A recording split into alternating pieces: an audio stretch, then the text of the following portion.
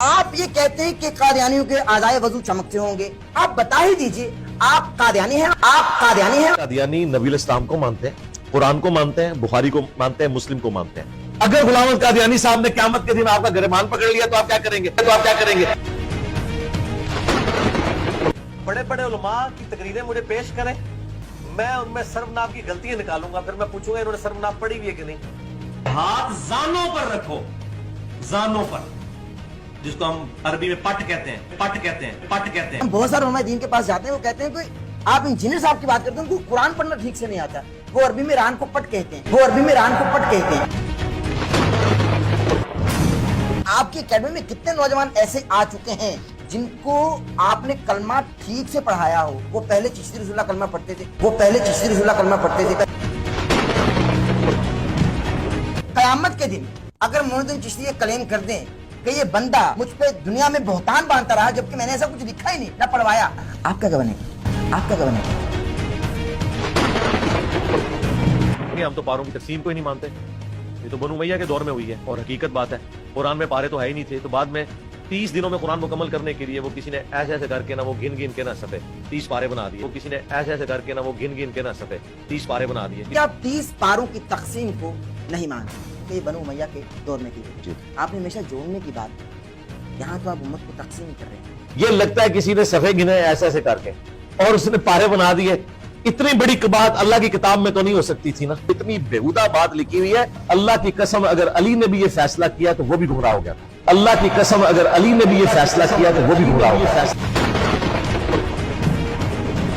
حضرت علی بھی درویشوں کی طرح مسجد میں چلے گئے، کوئی باڈی گارڈ نہیں تھا، مرڈر ہو گیا۔ اسی لیے حضرت میر معاویہ رضی اللہ تعالیٰ عنہ نے اپنا ایک کمرہ لادہ بنایا ہوا تھا، وہ نماز اس کمرے میں پڑھتے تھے، پبلکلی نہیں آتے تھے۔ میں تو کہتا ہوں حضرت علی کو اپنے باڈی گارڈ رکھنے چاہیے تھے، یعنی میں ایک مشورتاً بات کر رہا ہوں۔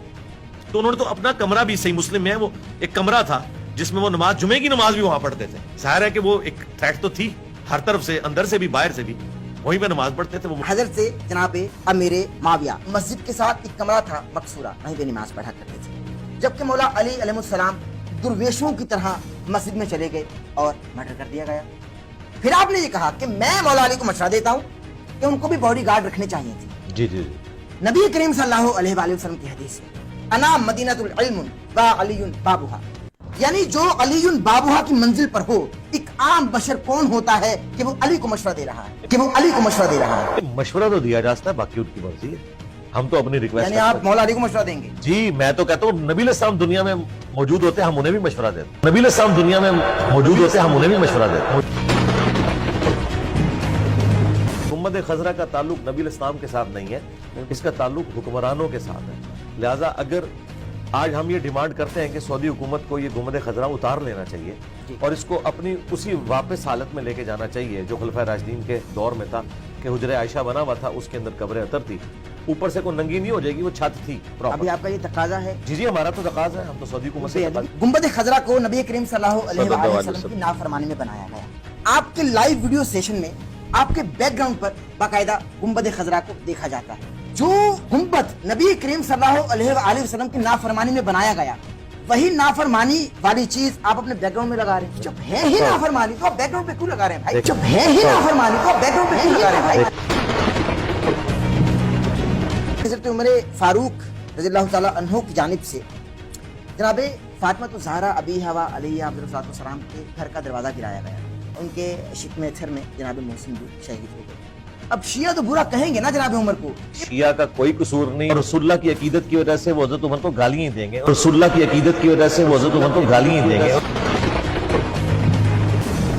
آپ نے اپنے ریسرچ پیپر میں ایک تحریف کی ہے اسحاق بن راہویہ کے حوالے سے، کیا کہ آپ نے یہ تحریف کی اصلی عبارت میں جناب امیر معاویہ رضی اللہ تعالیٰ عنہ کی صحابیت کا کوئی ذکر ہی نہیں ہے، جبکہ آپ نے یہ لکھا کہ صحابیت کے سوا، مگر اس کتاب میں تو صحابیت کا ذکر نہیں ہے نا۔ کس میں؟ الموضوعات الکبریٰ ملا علی قاری۔ مجھے اس کتاب کا نہیں پتا، نہ میں نے پڑھی ہے،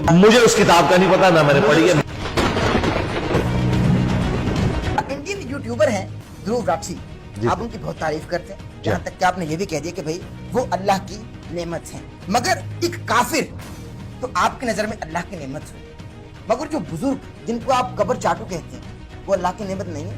کوئی تو زندگی میں اچھا کام ان سے ثابت ہوگا نا بھائی۔ ہم نے مان لیا بزرگ قبر چاٹو ہے، یہ کافر پتھر چاٹو ہے دھرو راٹھی۔ इसको आप हाफिज अल्लाह भी बोलते हैं, ये कब्र चाटू नहीं, पत्थर चाटू है। इस हवाले से क्या कहेंगे पत्थर चाटू को? मैंने तो नहीं से देखा चाटते, वो सेकुलर टाइप आपने कब्र चाटते हुए देखे नहीं, आला नहीं, हज़रत को? किसको? आला हज़रत को। वो तो भाई अब्दुल कादिर जिलानी को खुदा के मुकाबले पे माने हुए हैं, तो हम कहेंगे कि आला हज़रत मुजरिम है, तो हम कहेंगे कि आला हज़रत मुजरिम है। इमाम हसन अलैहिस्सलाम मोहम्मद अली के बेटे, इनके जनाजे पर तीर बरसाए। तीर बरसाने वाला कौन? बनु उमैया के लोग थे, वो नहीं चाहते थे।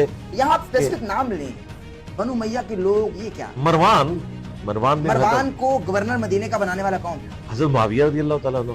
तो अल्टीमेटली ये सारे तीर बरसाने उन पर नहीं पड़ते, और तीर बरसाने वाले को रज़िल्ला कहा जाए, ये दोहरा मयार है। देखिए पहली बात है आप जैसी सच्ची शख्सियत से नहीं ये हो। तकादा नहीं किया जा सकता, नहीं ये हो। तकादा नहीं किया जा सकता। नहीं हो। जनाब हुजर इब्ने अदी के आखिरी अल्फाज ये थे कि मुआविया क़यामत के दिन मैं तेरा गिरबान पकड़ूंगा। तो अगर जनाब मेरे मुआविया जन्नती हैं, तो जन्नती का गिरबान पकड़ेगा भाई, जन्नती का गिरबान पकड़ेगा भाई। गुस्सा इस्लाम में हराम है, मगर तलाक हमेशा गुस्से में दी जाती है।